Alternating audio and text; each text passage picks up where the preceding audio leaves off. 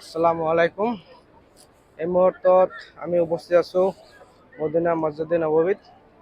আমি যোৱা 10 আগষ্টত 99গৰাকী উমৰা হজযাত্ৰীলৈ গুৱাহাটীৰ পৰা জিদ্দালৈ যাত্ৰা কৰোঁ।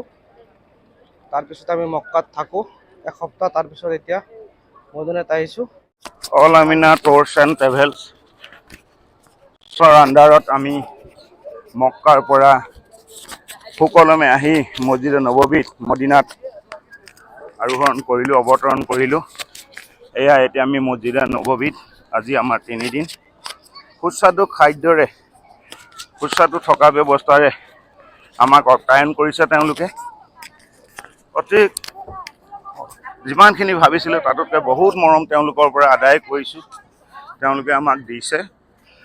আজিও এতিয়া আমি মহিলাসকলক আমি নিজেই ব্যক্তিগতভাৱে এগৰাকীকো নিব নোৱাৰিলোহেঁতেন। তেওঁলোকৰ তত্ত্বাৱধানত আজি মহিলাসকল সকলো সমবেত হৈ ৰিয়াজুল জান্নাত নবীজীৰ ৰোজাত আজি চালাম জনাব পেছ কৰিবলৈ আহিছে। ৰিয়াজুল জান্নাত 2 ৰাকাত নামাজ পঢ়িবলৈ আহিছে। তেওঁলোকক অশেষ ধন্যবাদ। যিটো আজিকালি 2 ৰাকাত নামাজ পঢ়িবৰ বাবে বহুত কষ্ট হয়।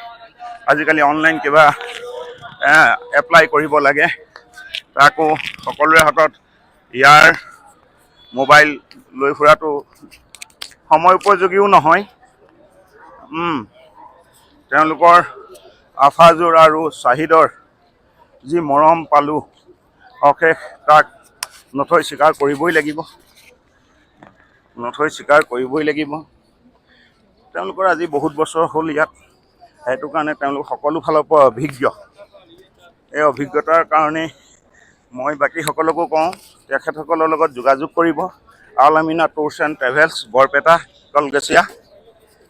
তেখেতসকলে আপোনালোকক কেতিয়াও বিমুখ নকৰিব।